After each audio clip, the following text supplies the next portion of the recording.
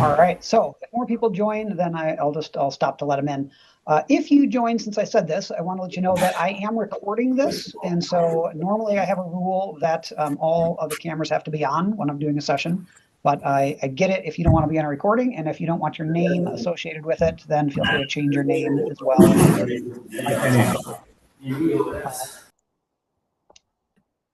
So, good to have a bunch of people here today. The idea of today is really to create fluency in you of EOS. So you are all part of one of my clients who is running on EOS, and you can go and read books and you can get a sense of how this works.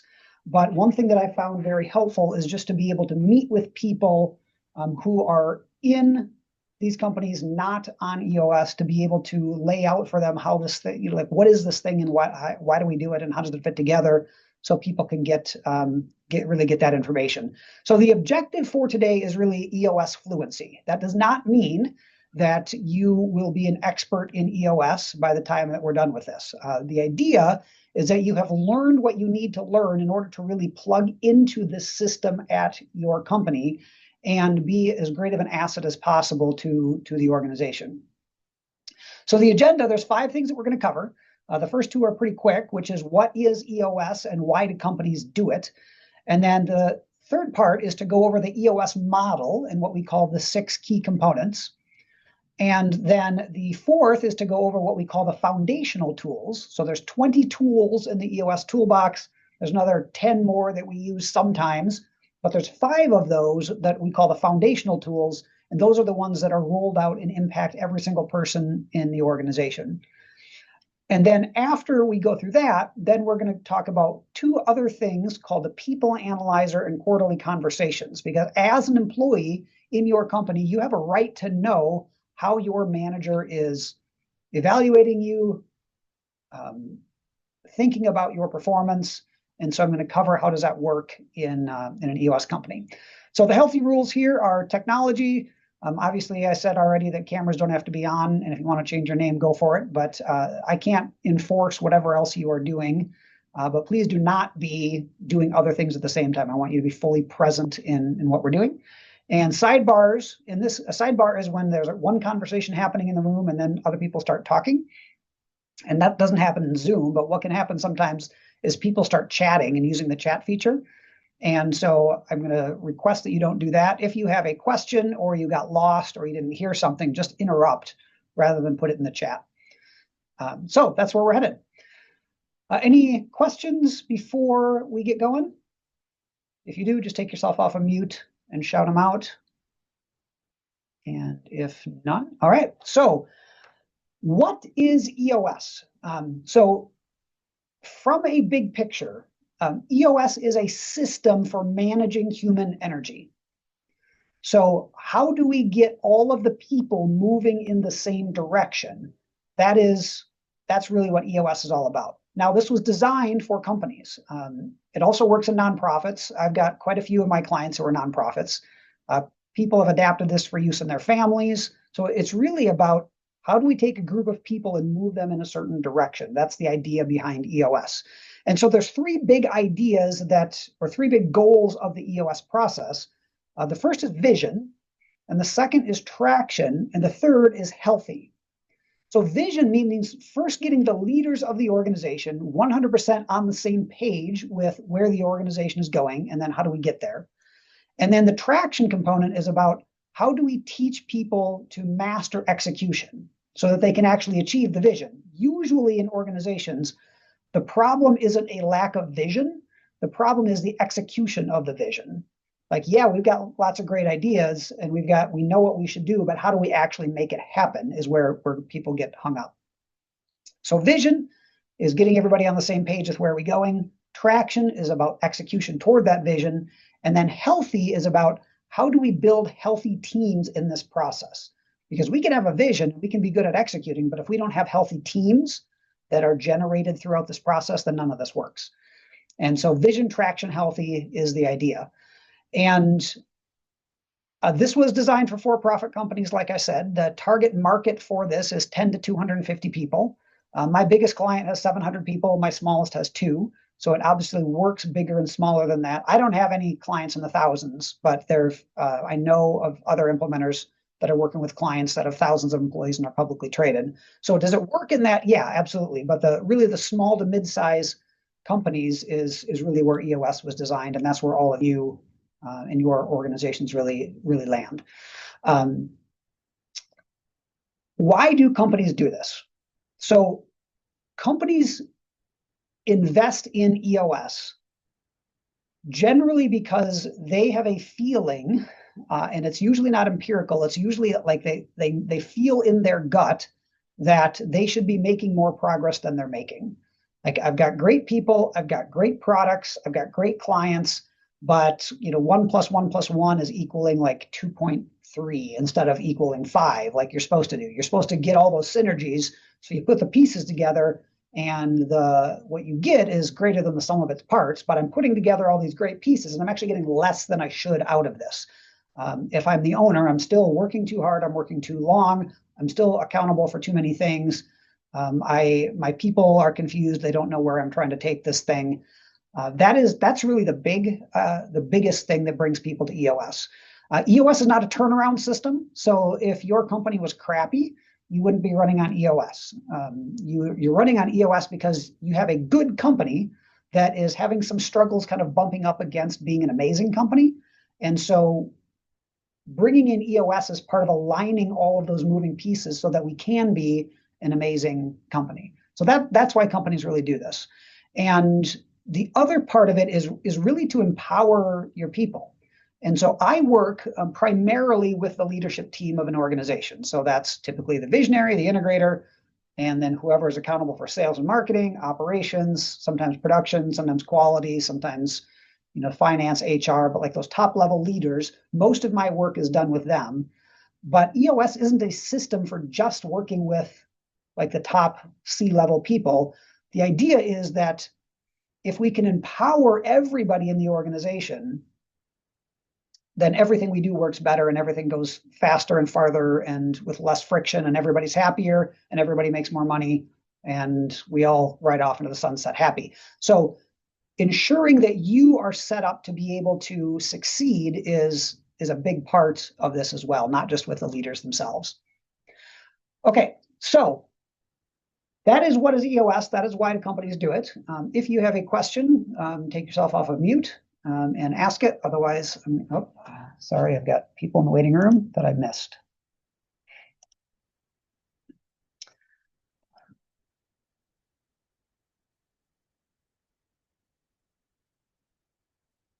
I'm going to wait just a second for one more person to connect here.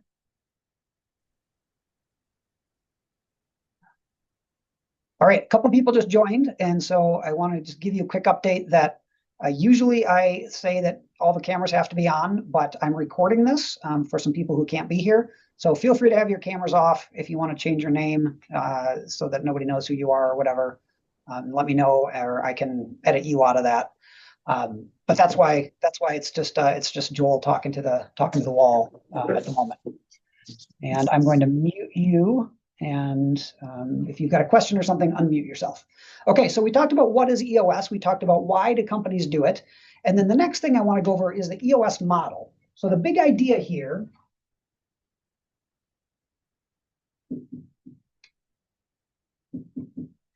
is at the center of everything is your business. And I tell all of my clients that the tools are here to serve you. You're not here to serve the tools. And so everything we do is about advancing what you are already trying to do as an organization. And the discovery that led to the creation of the EOS model, and I did not create this, by the way, this is created by a guy named Gino Wickman out of Detroit. And what Gino discovered is that whatever problem, whatever barrier, whatever impurity, whatever speed bump is existing in your organization, if you ask why enough times, ultimately it's going to come back to a weakness in what we call one of the 6 key components. And so I'm going to illustrate these components at a high level, and then we'll go back around and give you a little bit more detail on them. So the first component is vision. And we have 2 disciplines under vision. And the idea of the vision component is just that we have to get everybody in the organization 100% on the same page with where are we going, how are we going to get there. So the next is people. 2 disciplines under people. And I don't care what your vision is, you will never make it a reality without good people. Now, when we talk about good people in this context, we don't mean like inherently good and inherently evil. What we're talking about is good fits for your organization. So somebody who is a good cultural fit for your company might be a bad cultural fit for somebody else and vice versa. And all of your companies have a unique set of core values, and all of your companies have a unique accountability chart that drives how we make sure we've got the right people for your organization. And we'll go into that in a little bit more depth here. So we've got vision, we've got people. Next is data. We have 2 disciplines under data, and a lot of organizations just run based on somebody's intuition. So who's got the corner office, who's yelling the loudest, and that's kind of how we make decisions. But in EOS companies, we run based on information. So when the vision is clear, we got great people doing great stuff, we're running based on information, all of those barriers, impurities, speed bumps that I mentioned really stand out. So in a very good way, there's no place to hide in an EOS company.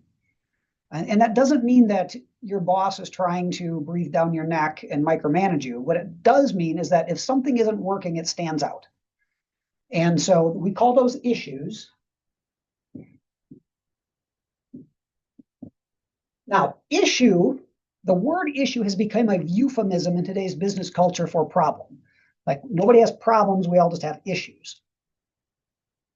In EOS, when we say issue, we use the classical definition of issue. And that means that's from before it became a euphemism. What did issue really mean? And what issue means is just something unresolved. So problems absolutely are issues. But a brilliant idea that you have that you haven't been able to talk to your team about yet, that is unresolved, that is an issue. If there's information that you have that you need to ask somebody about, that's unresolved, that's an issue. If you're in the middle of executing a project and you get halfway through the project and you could go this direction or you could go that direction and you're not really sure which way is best yet and you want to get some feedback before you do that, there's not a problem there, but that's unresolved, that's an issue. So when we talk about issues, we're just saying everything that's unresolved. So we've got 2 disciplines under issues. And then the next is process.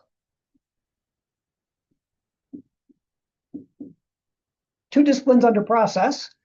And the idea here is just to standardize the most critical things that have to happen in an organization. And I'll talk about that more in a minute here. And then last is traction.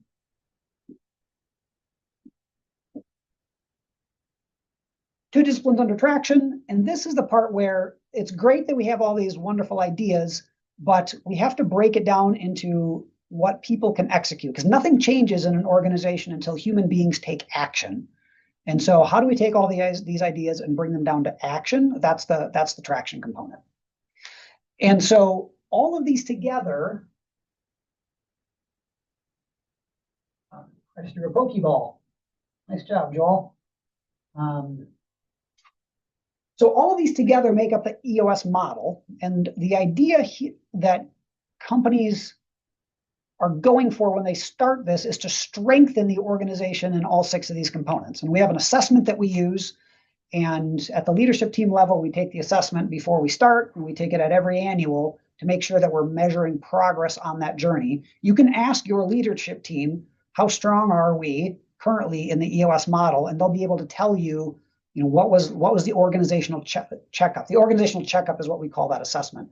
So you can say, well, how strong are we in the organizational checkup? And they'll be able to tell you, what that was the last time we took it. So we want to strengthen the organization. We want to get 100% strong. Nobody ever gets to 100% strong. I've been doing this 11 years, and the highest I've ever seen is 91. So nobody gets to perfection, and that's okay. But if we can get at least 80% strong in all of these components, that's where the flywheel is really moving. That's where everything gets more fun, more profitable. It starts to not feel like work. So we're going to go back through here then, and I'm going to illustrate with a little bit more detail when we say 100% strong, what does that look like and what do we really mean? Okay, so on the vision side, there's the first discipline here is what we call answering the 8 questions. And the 8 questions are the questions that are on a document called the VTO. And I've got these things listed here. It's what are your core values? What's your core focus? What's your 10-year target? What's your marketing strategy? What's your 3-year picture? What's your 1-year plan? What are your rocks? What are your issues? So I'm going to leave it here because I'm going to draw some lines to connect some things. But I'm going to show you here what this document looks like. So hopefully you've all seen this at your organization. This is obviously a blank one. But the vision page goes over the bigger picture, and then the traction page goes over the more granular ground level, what are we doing here? And so your organization has this. If you haven't seen it, then make sure that you ask about it. But the 8 shaded boxes are these 8 questions. So to the degree that I can get the leadership of the organization on the same page with the answers to these 8 questions, that's the degree that we've got a vision that's really shared. And so we need to get the leadership team on the same page and then make sure that everybody in the organization understands what these things are. So core values, what does core values mean? So core values has gotten a bad rap in the last couple decades because companies come up with random core values and they mean nothing. And they're generic and nobody knows what they are and they don't affect anything anyway. We do it differently in EOS. Core values is how we define who the right people are for your organization. So not inherently good or inherently evil, but the right fit. So how do we define your culture? And if we have your core values really dialed in, and we're surrounding ourselves with people who uphold these core values, then there's about 1,000 rules that we don't have to have because the core values are the rules. And that covers the vast majority of everything that we're doing. And so I take leadership teams through a process of discovery to know what your core values actually are. Because where people tend to do this is they say, oh, we should have some core values. Well, what should our core values be? And then they come up with some stuff and then they put it on the wall and it doesn't really matter. I lead them through a discovery process to figure out what your core values actually are. Because every organization has core values, regardless of whether or not they've ever been intentional about them. And so we need to figure out what your core values actually are, because that's what defines who the right people are for your organization. And so when your team, when your boss, when your leaders are talking about core values, that's the context. That's where this came from. We didn't just slap a bunch of stuff on the wall. We went through a pretty rigorous discovery process to say what are the core values of your organization. And we're not looking for very generic things like communication and excellence and respect. What we're looking for is what really makes your organization unique. Things like communication and respect and integrity, those are like table stakes. Like if you're going to be a grown-up and you're going to have a job in a company that isn't terrible, then you have to have these things. That's not what we're talking about when we're talking about core values. We're saying above and beyond the table stakes. What really differentiates the people of this particular organization? And then when we're hiring, we're asking questions to get at, does this person uphold these core values? When we're reviewing people on an annual basis or quarterly basis, we're talking through, how does this person uphold our core values? That's the big idea there. The second is core focus. So this has been called mission statement, hedgehog concept, et cetera. We call it core focus because it comes from your core. You have to stay focused on it. And this is a combination of your why and your what. So why do we do this? Like, why do we bother? And we call it either a purpose, a cause, or a passion. And so your leadership team will have chosen one of those words.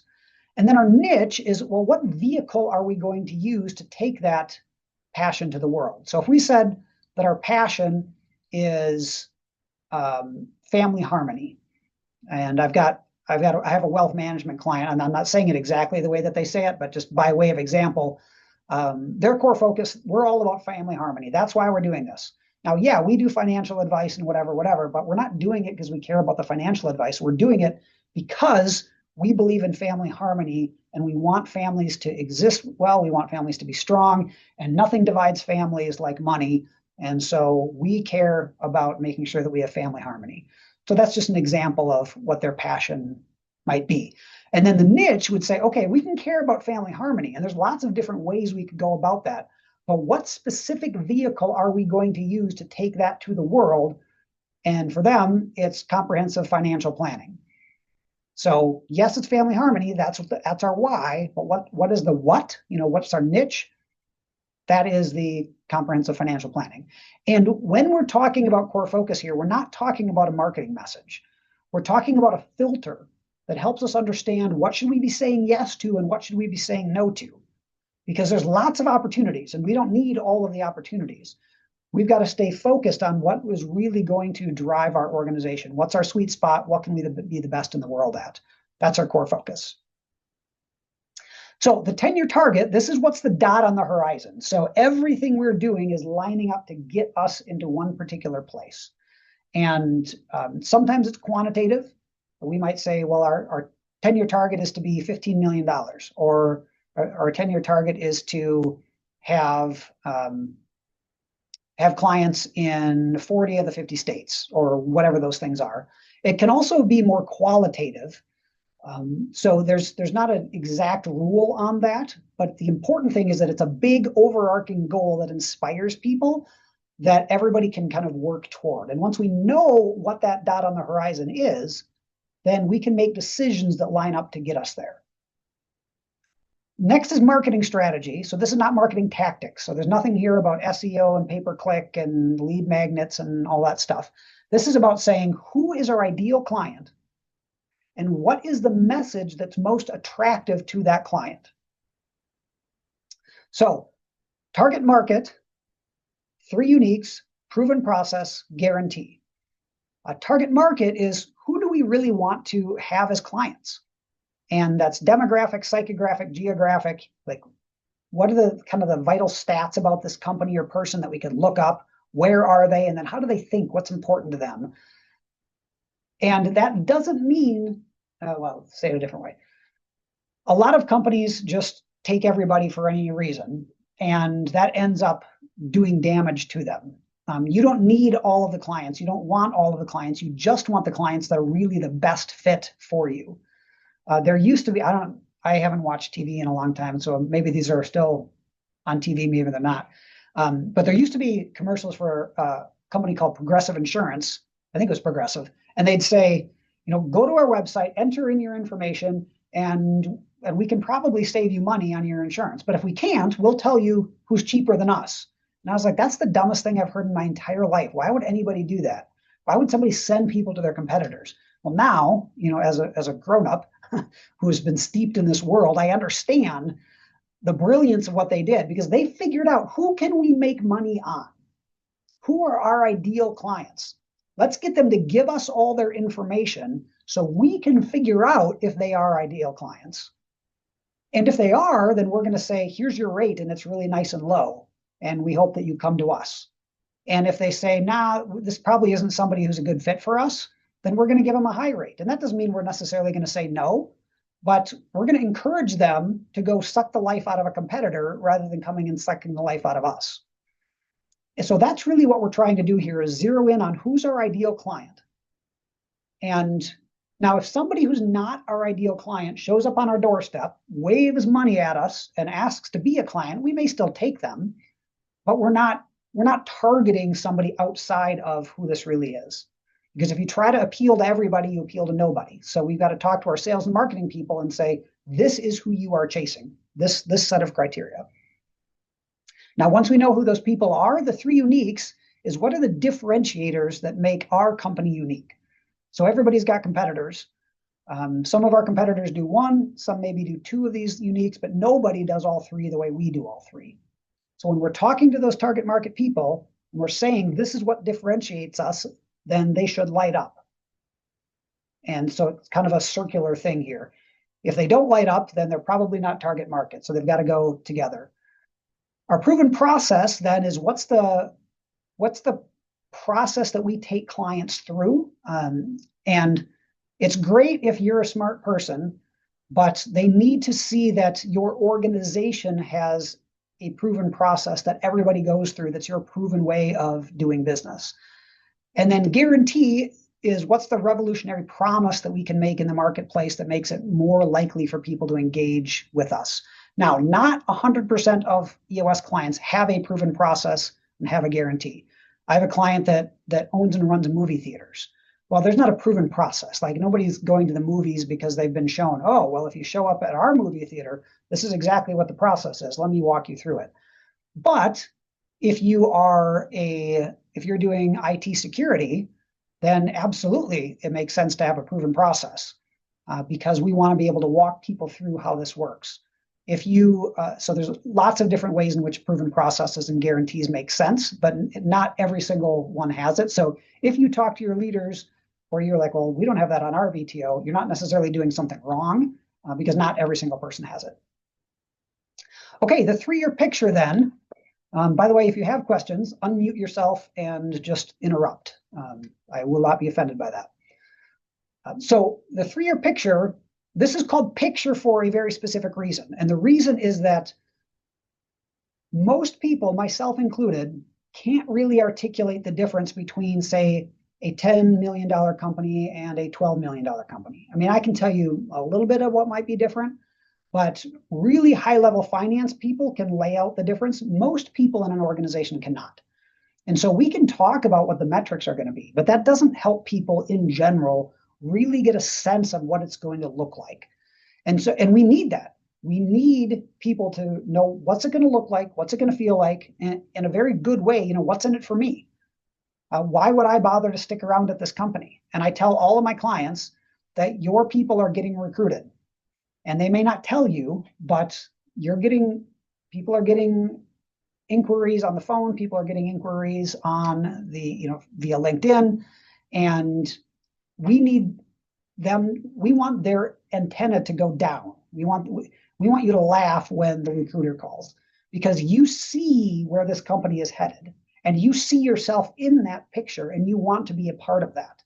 And that's what the 3-year picture really does. It helps everybody understand where are we going, what it's going to look like, what's it going to feel like, what's in it for me, so that I can know what I have to do to support everything else that organization is doing.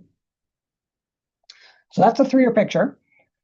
And then the 1-year plan, the idea of the 1-year plan is that's great that we know where we're going to be in 10 years. That's great that we've got a 3-year picture, but what do we have to do this year to stay on track? And you'll notice there are 7 lines on this 1-year plan. A lot of companies try to do 20 things every year and they get almost nothing done. And so we take a very simplified approach and we're not going to do the good things. We're only going to do the absolutely critical things. And if you haven't seen what these are at your organization, you will, in what we call the state of the company meeting. So every quarter, you're going to be meeting with the organization to go over all of this and say, all right, here's where we're headed this year. And here's the progress that we're making. In 11 years of doing this, one time have I had a client set 7 goals and hit all 7. So in general, we're trying to push you toward as few amount of things as possible. I'd way rather have you choose 4 things and actually get them done than choose 7 things and get them all partially done. So that's the 1-year plan. And then the rocks, now a year is too long for humans to focus. So rocks are breaking it down into 90-day windows and saying, okay, that's good. That's what we're going to do this year. What do we have to do this quarter to stay on track? And so here's what we're going this year, what we do this quarter, then we execute for a quarter, and then we come back and we reevaluate, and then we execute for another quarter, and then we reevaluate, we execute for another quarter, and that 90 days just becomes kind of the heartbeat of your organization. Now, the issues list then is what are all of the things that are unresolved? Because remember, issue just means something unresolved. So we capture issues so they're not just floating in everybody's heads. And also very often, whatever the issue is, it doesn't require us to stop immediately and address it because we've got ways that we address our issues. So it's okay to say, I'm going to put it on the list because we're going to come back to it on Wednesday or whenever that is. So that's the idea of the issues list. So going back to the whiteboard here. So core values, core focus, 10-year target, marketing strategy, 3-year picture, 1-year plan, rocks, and issues. Those are all the 8 questions right here. And the tool is this thing, the VTO. Now, we answer the 8 questions. That's great. Now, the next part is we have to get them SBA shared by all. Now, notice I didn't say agreed upon by all. You've got 40 people in your company. 40 people aren't going to agree on anything. The idea here isn't that everybody agrees on every single detail. The idea is everybody understands it, and everybody has committed that whatever they do is going to drive the established version of the vision, not your own ideas of the vision, but no, the thing that's on the VTO, that's the thing that we're going to execute. So when we are 100% in the vision component, the VTO is clear to everybody in the organization, and every single person is bought in to making sure that everything they do drives that vision. That's 100% strong in the vision component. So I will pause there. If you have any questions, interrupt or take yourself off mute and interrupt. Otherwise, I will keep going. Okay, then on the people side,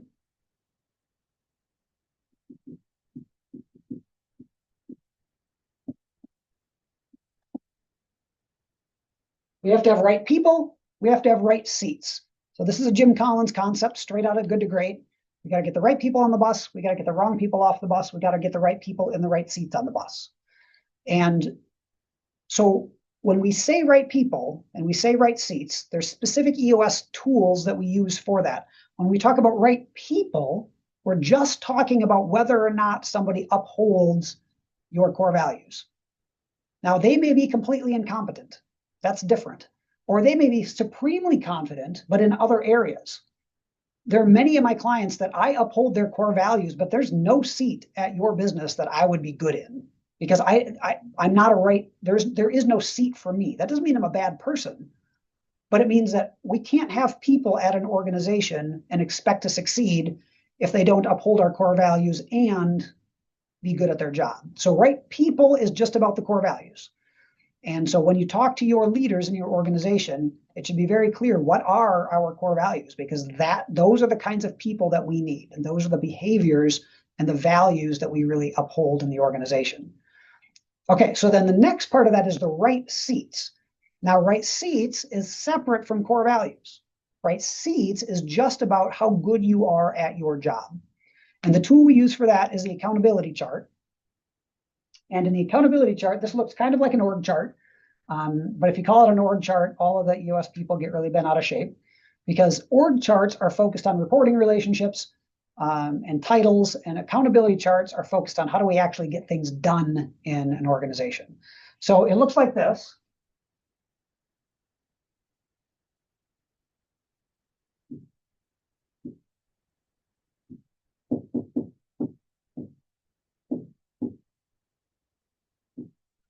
Now, this is the simplest version, and this gets customized for every organization. And so yours might not look exactly like this, but there's a visionary seat, there's an integrator seat. Somebody has to be accountable for sales, somebody has to be accountable for operations, somebody has to be accountable for finance. Now, like I said, this gets customized. So not every organization has a separate visionary and integrator. Most do, but not all. And sometimes it's different than this. Like we may say, actually, we need a separate marketing seat.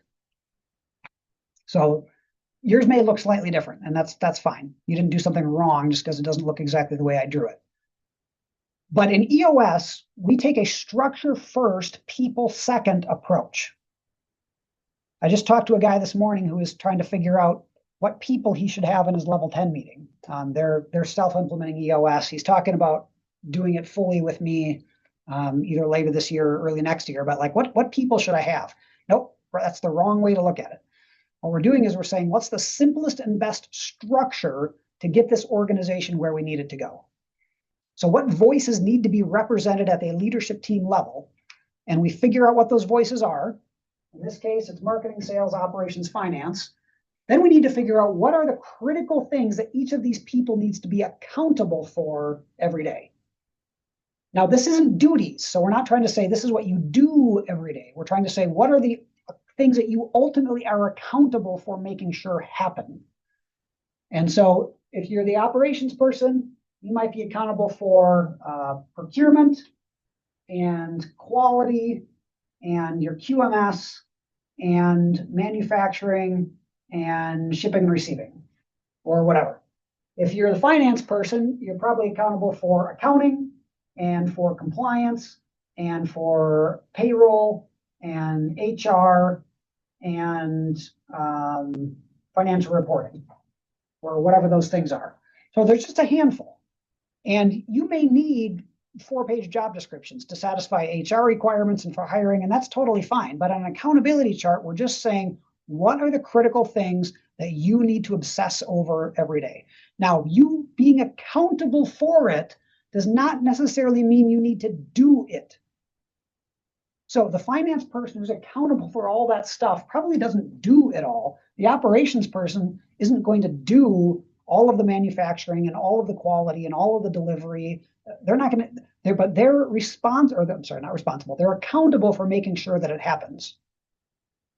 Now, at this point, we haven't talked about names at all. We're just saying, what's the simplest and best structure for this organization? Okay, well, we need somebody to own operations. Great. Can that person do it all by him or herself? No? Okay. Then what kind of structure does the operations person need underneath him or her to make sure that they can be successful? Okay, well, the operations person is going to need somebody to head the commercial delivery, and somebody to head the residential service, and somebody to head quality, and somebody to head procurement. Okay, great. Now, this person who's accountable for commercial, what do they need to be accountable for? All right, well, they need to be accountable for this, this, this, this, and this. And the person who's accountable for procurement needs to be accountable for this, this, this, this, and this. Because the operations person needs to make sure it happens, but doesn't necessarily do it all by him or herself. Now, the commercial person might not even be able to do all of that by herself. So now she needs people. Okay, well, what does she need? She needs somebody to represent the eastern states and the central states and the western states, and then a admin, whatever. I'm making things up. Okay, great. So now this gets built out through the entire organization. Now, it's always structure first, people second. We build out the structure. We haven't talked at all about people. Once we have the structure, then we just say, okay, what people do we have who can sit in these seats? And we go to work saying, oh, well, I think this would be a great seat for Peter and for Sharon and for whoever. And then we put the people in there.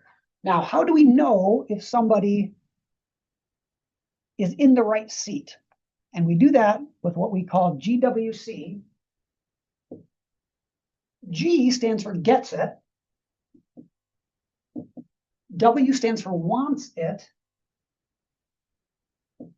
And C stands for capacity to do it.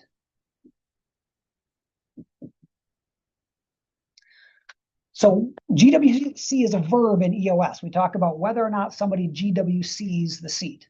So if they get it, what that means is the neurosynapses just connect in their brain to make it intuitive for them to do this work. If they want it, it means they authentically wake up every day wanting this job. It doesn't mean they can't aspire to something else, but it does mean I don't have to overpay you. I don't have to micromanage you. I don't have to over-caffeinate you. I don't have to hold your hand. Like, you want this job. And then capacity means, do they have the skills, the talents? Do they have the physical strength if they are working in a warehouse?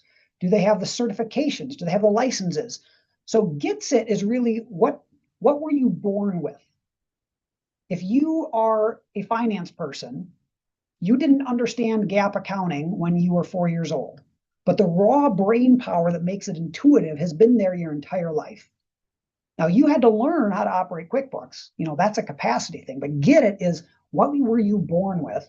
And then capacity is what have you accumulated? What have you learned since you were born?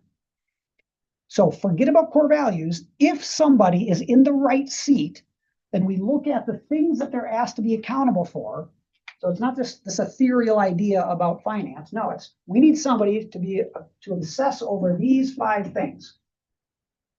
And if they're in the right seat, then they get it, they want it, and they have the capacity to do it.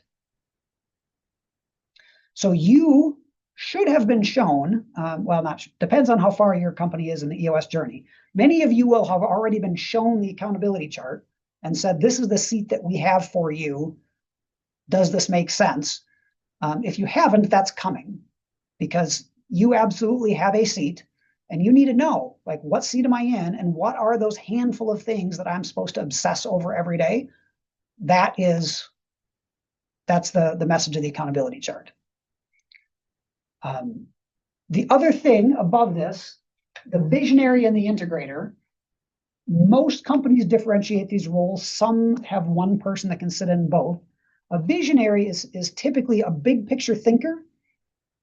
So it's usually the founding entrepreneur, not always, but is typically got lots of ideas. They tend to be kind of impatient. They tend to be good at seeing the world in different ways and seeing connections between things. They've got their finger on the pulse of the industry. They're good at managing big relationships. They're good at closing deals. That's a typical visionary. Now, that's not an answer key. Again, that's just kind of what that usually looks like. An integrator is typically somebody who's much more execution focused. So they're more heads down. They're in the business. They're watching the P&L on a daily basis. They're managing projects. They're having tough conversations. They're holding people accountable. They're really keeping the trains running on time. And when we have those 2 roles, we just need to be really clear. What is the visionary accountable for? What is the integrator accountable for? So that each of these people know what are they supposed to obsess over every day. So on the people side, when we're 100% strong in the people component, every single person upholds our core values. And every single person GWCs their seat on the accountability chart. That's 100% strong in people. Okay, once again, if you've got questions, unmute yourself and interrupt. Otherwise, I'm going to keep going. So third is data. On the data side, we've got 2 disciplines here. We've got scorecards and we've got measurables.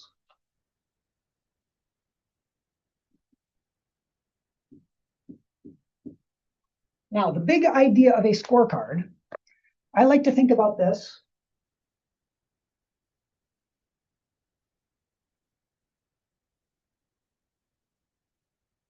like the rumble strips on the side of the road.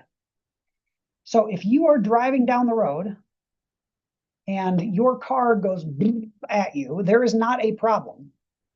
I need to stand out of the way so the whiteboard updates. There is not a problem, but your car is telling you that there is going to be a problem if we don't make a change. So the scorecard helps us know when we're starting to drift. The scorecard does not replace the financial management of the company. The scorecard is not every single goal that we could ever possibly want. The scorecard is a weekly tool that we look at on a weekly basis to ascertain, are we on track? Are we off track? Are we starting to drift? Do we need to make small changes before we have to make big changes? So if every week you're supposed to, let's say, I'm just going to make something up. So you're supposed to send out 9 proposals every week. That's one of the things that you're accountable for. Now, if you only sent out 8 last week, is that a big deal? Well, probably not. But if you only send out 8 this week, and then you only send out 8 the next week, and the next week, then 6 months from now, we're not going to have enough revenue. And we're going to be having conversations about what the heck happened and where did this go, and can we afford to keep all these people and things like that. So I want to have the conversation now about, hey, we all agreed you're supposed to deliver 9 every week. Last week you only did 8. What's going on? What happened? And it might be that, oh, well, it was Memorial Day, and so it makes sense that you only did 8 of them instead of 9. But it might be that there's a problem somewhere. And whatever the problem is, it's probably a small problem. But I want to spend my time fixing small problems, not trying to clean up disasters. So that's the big idea of the scorecard. And so this gets created at the leadership team level. And then this gets cascaded through the organization.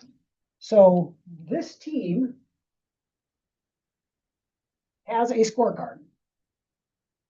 Now, the operations team is also going to have a scorecard. And the commercial team is also going to have a scorecard.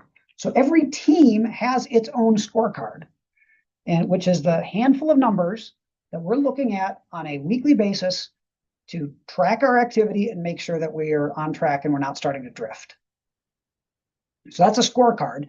And then the idea of measurables is that we need every single person in the organization to have at least one number that he or she is accountable for keeping on track every week. So I don't care whether you are the CEO or you're an individual contributor, everybody has at least one metric. Now, you may not have that yet, and that's okay. But it's coming. And so you should know if you have a metric that you're accountable for, you should already know that. It should be on a scorecard. But if you don't, then that's something to talk to your leader about, is what's going on with our scorecards, what are the measurables. You should know what your boss's measurables are, because ultimately your job is to support the organization, which includes making sure that your boss is successful, not just you are successful. So you should know, okay, well, what is my boss accountable for every week? And how do I make sure that what I do lines up to serve our people that way? So 100% strong in the data component means that every team has a scorecard and every single person has at least one number on a scorecard somewhere. That's 100% strong in data. Okay, so next is issues. We have our issues lists, which you saw that in the VTO. What I didn't say is that every team will maintain its own issues list. So this team has its issues list. The operations team has its issues list. The commercial team has its issues list. So every team is going to maintain its own list of issues. Once again, issue just means everything unresolved, not necessarily a problem, just unresolved. And then the second part is IDS. This is our issue solving track.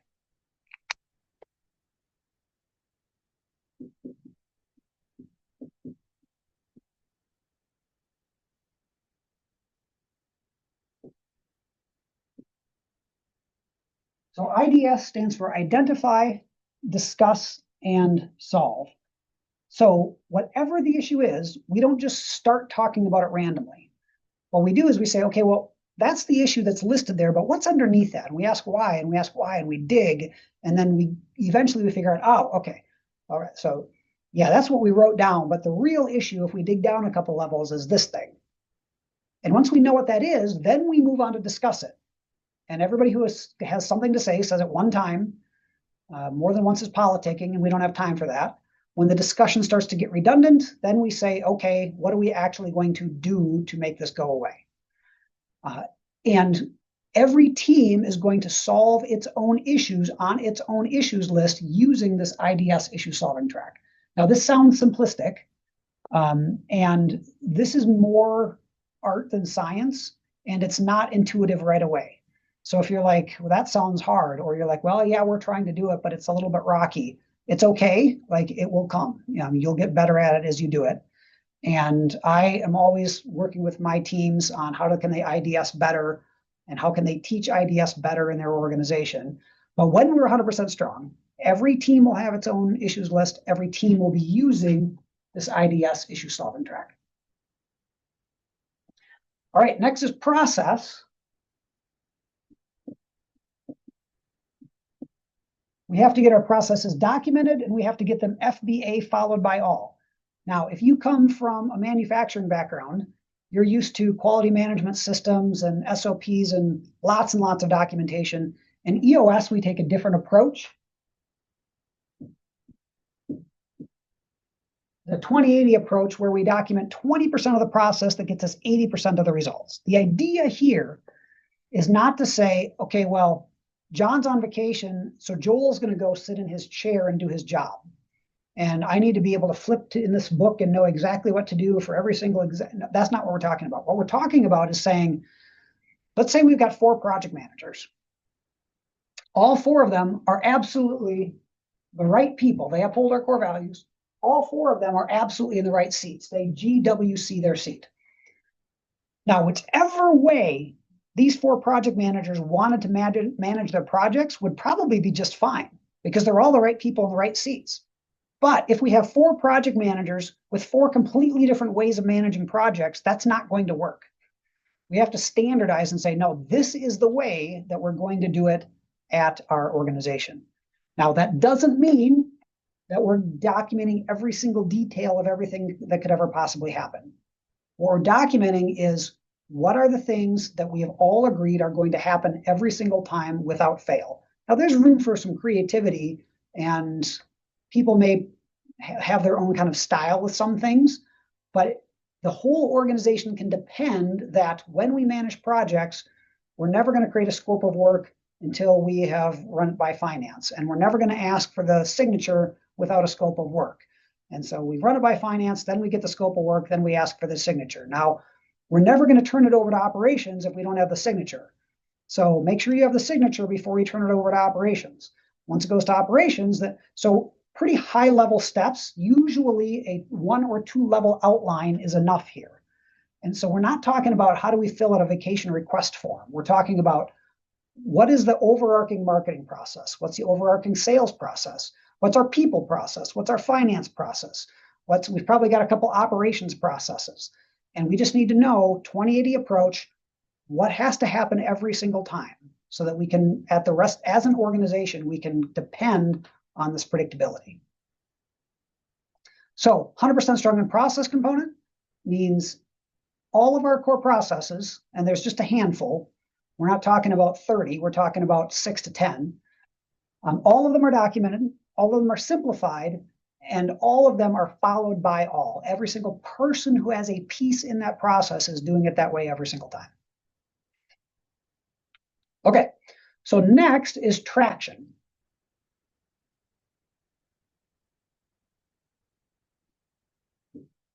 The first part of traction is rocks.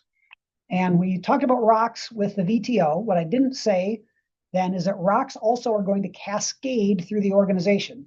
So this team is going to set rocks, and the operations team is going to set their rocks, and the commercial team is going to set their rocks. So everybody in the entire organization their teams are all going to have rocks, and every single person will have at least 1 rock every quarter. Now that might not be to you yet, and that's okay, because this takes a while for one team to really get good at it so they can roll it out to the next team, so they can roll it out to the next team. So it's normal for this to take 2 to 3 years for it all to be working out everywhere in the organization. So if you don't have rocks yet, don't freak out. It's coming. So you need to know, what are the company rocks? What are the rocks of your manager? And then what are your rocks going to be? So that's the big idea of rocks. And then meetings, most meetings end up being endless reporting sessions, which is not all that helpful. What we want to do in meetings is maximize the time that you spend as a team IDSing. Because you being together as a team, the value in that is not conveying information. The value is collaborating to solve issues. So there's a very specific way that we do meetings, and that's called a level 10 meeting. And once again, this cascades through the organization. So your leadership team is doing a level 10. Your operations team is going to do a level 10. The commercial team is going to do a level 10. The finance team is going to do a level 10. So every team will do its own level 10. There's a minimum amount of reporting, and most of the time is spent IDSing. So I'm not going to try to teach you all of that right now. You just need to understand what that concept is. And so if you're not yet in a level 10 meeting, then it's coming. I don't know exactly when, but it is coming because every single person in the organization will be in a level 10. Okay, so that's the model. Those are the 6 key components, and taking that and applying it to your organization is the big idea behind what we're doing here. So we went over what is EOS, why do companies do it, what's the model, and then the next part is the foundational tools. Now, I've mentioned all of these already, but I want to revisit this because the foundational tools are the ones that impact every single person in the organization. So there's 20 tools in the EOS toolbox, but lots of those tools that They're used by the leadership team, but you might not necessarily use them yourself. But these 5, every single person will be connected to these 5. And the foundational tools are this. First is accountability chart. That's this thing right here. And that's how we figure out who, we make sure that we've got people in the right seats. So what's your role in this? You need to know, what does our accountability chart look like? Where is my seat on the accountability chart? What are the handful of things that I'm supposed to obsess over, that I'm accountable for? The other people on my team, what are they accountable for? What's my manager accountable for? That's what you need to have that picture of for the organization. That's the accountability chart. Second is the VTO, the Vision Traction Organizer. That's those 8 questions: core values, core focus, 10-year target, marketing strategy, et cetera, et cetera. And so you need to know what that is. And you need to know what's on there, because you're being expected to contribute to that. Third is rocks. Now, you may not have rocks yet, because the accountability chart and the VTO are rolled out corporately. Rocks, level 10s, and scorecards are rolled out a level at a time and at different speeds in the organization. But eventually, you are going to have at least 1 rock every quarter. And your manager will walk you through that process of how do you set rocks. Then is the level 10s. So everybody's going to be in a level 10 meeting if you're not already. And then scorecards. Every team has a scorecard, and every single person has their name next to a metric on a scorecard in the organization. So those 5 foundational tools are the things that you really need to focus on. Those are the tools that provide 80% of the value throughout the organization in an EOS company. So those are the foundational tools. So the next part, or the last part we're going to go over, is what's called the People Analyzer and the Quarterly Conversations. And so I'm going to erase here for a moment.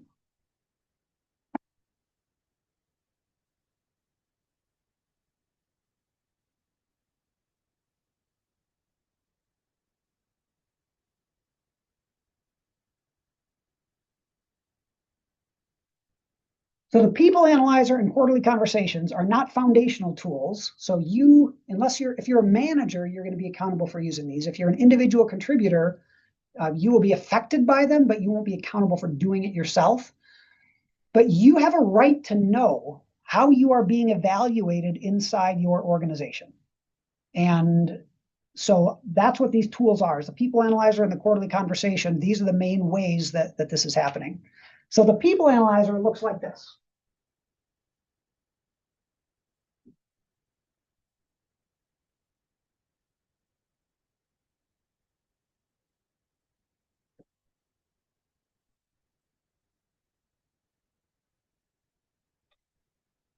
So on the left-hand side go the names.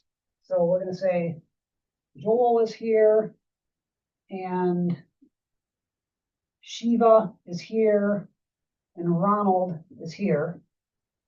So whatever the names are, go on the left-hand side. And then at the top goes 2 things: your core values and GWC.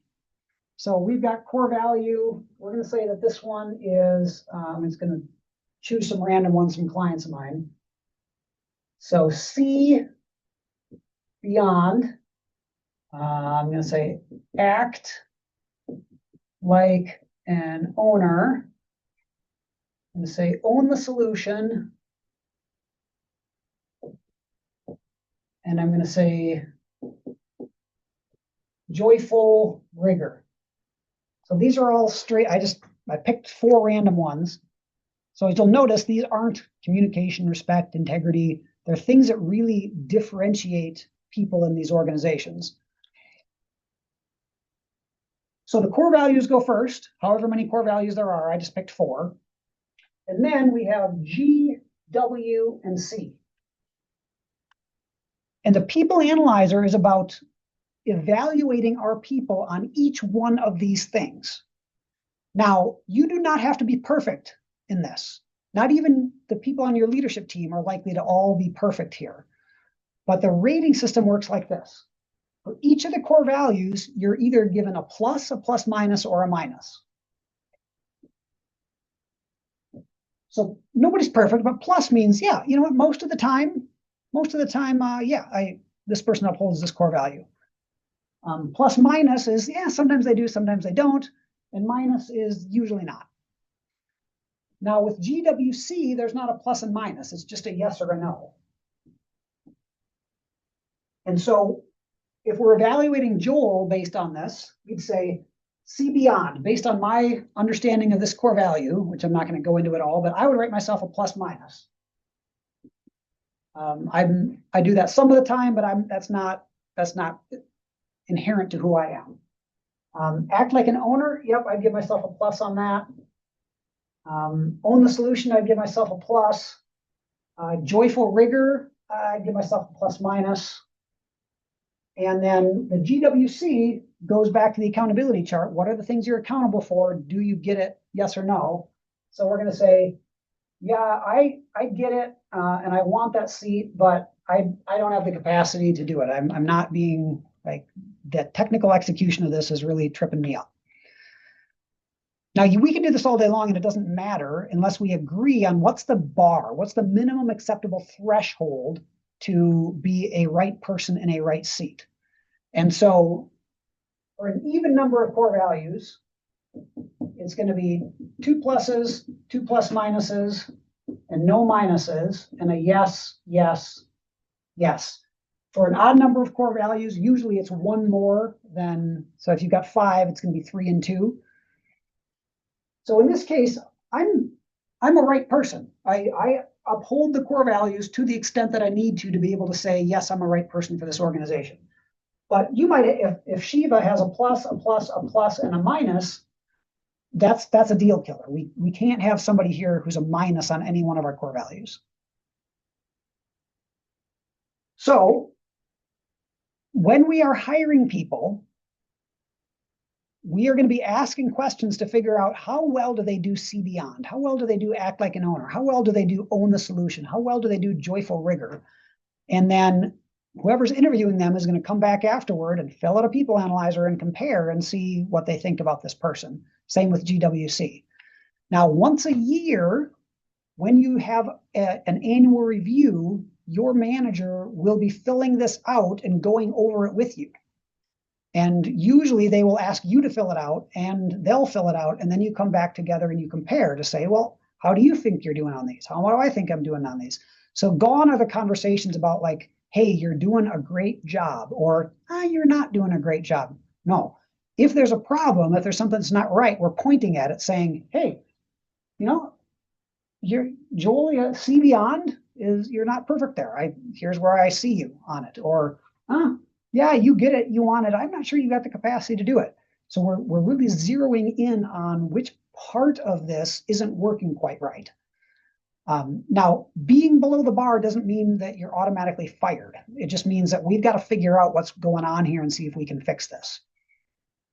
So that's the people analyzer. You have a right to know how this works in the organization. And then the second part of this that's similar is what's called a quarterly conversation. So once a year, you're going to have a formal review. Now, some of your clients, or some of my clients, some of your companies do it a little bit differently. You may have a formal review twice a year or whatever. But in general, what we teach in EOS is a formal review once a year, and then once a quarter to have this quarterly conversation. And a quarterly conversation is an informal, undocumented conversation that your supervisor will be having with you once a quarter. And now this might not be happening yet, and that's okay. Don't freak out about that, but you just need to know what's coming.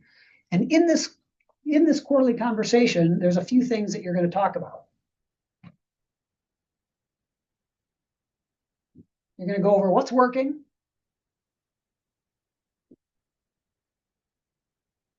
You're going to go over what's not working.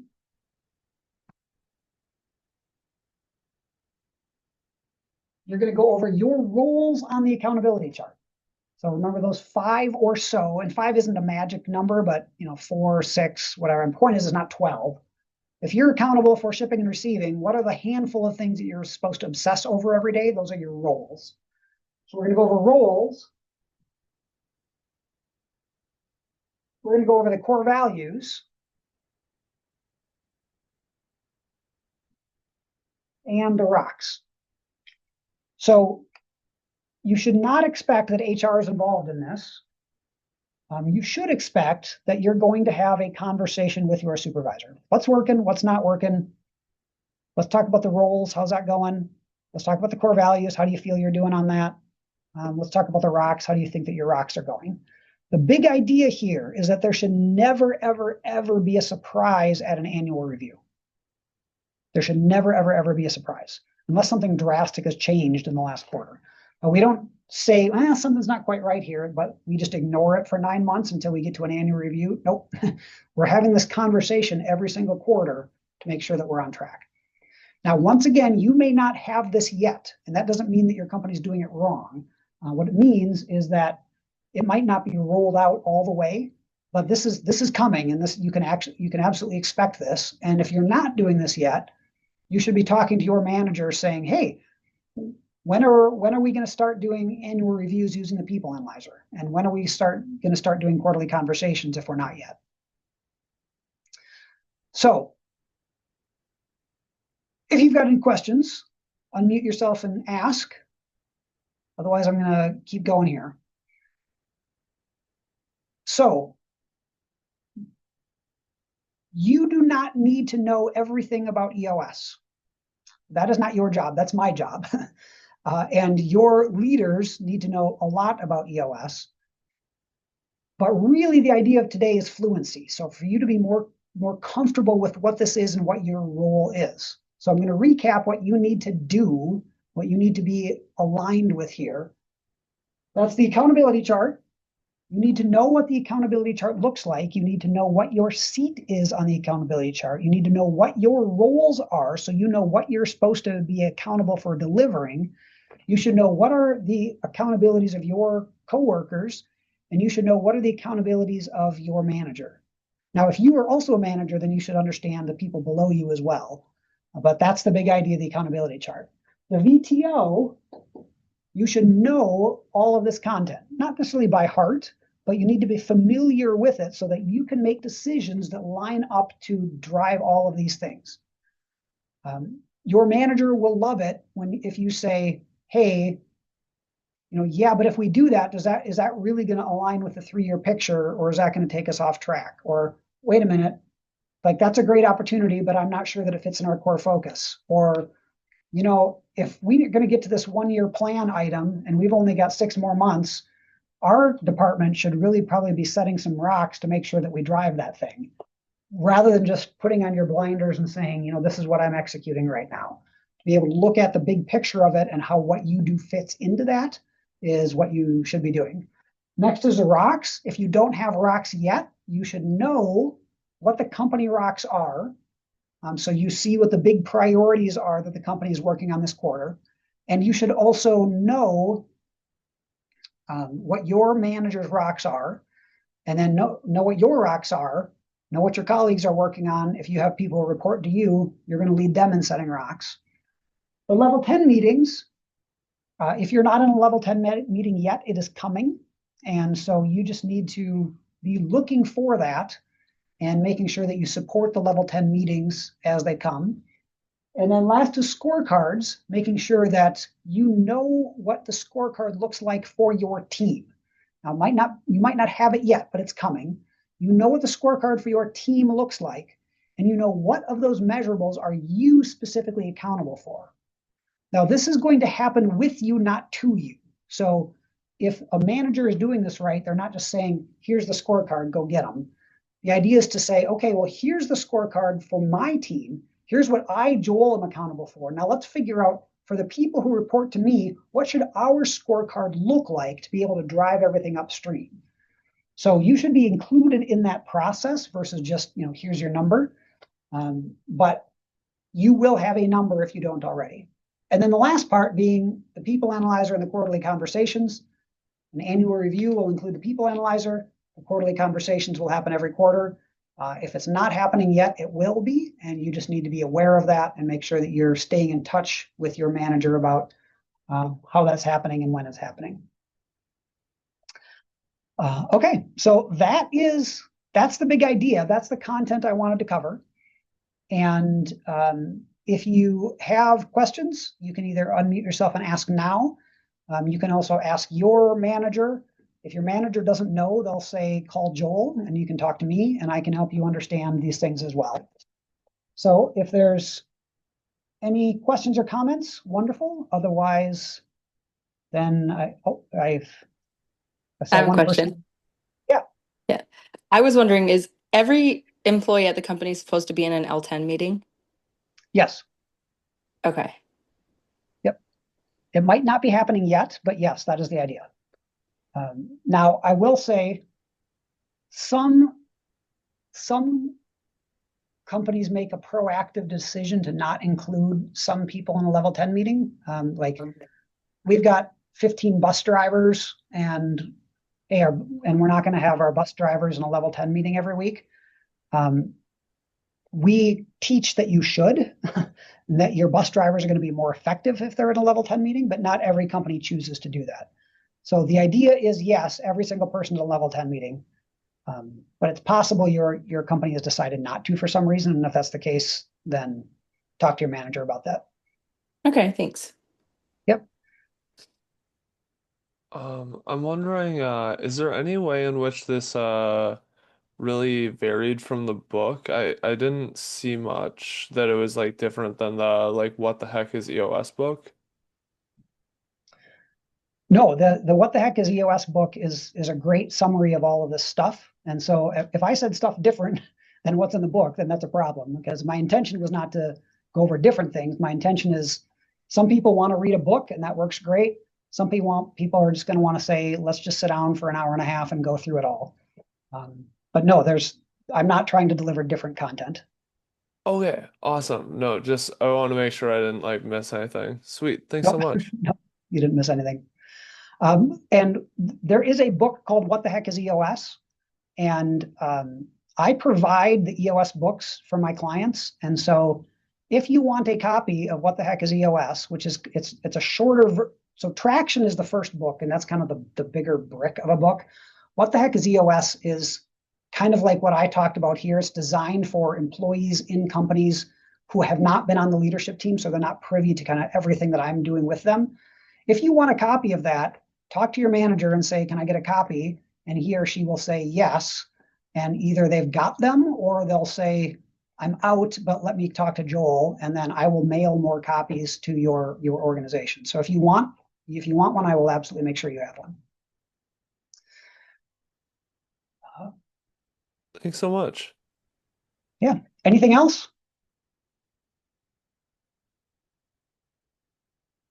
All right. If not, then I give you 10 to 15 minutes of your life back. Thank you for coming, and stay in touch. All right. Thanks, everybody.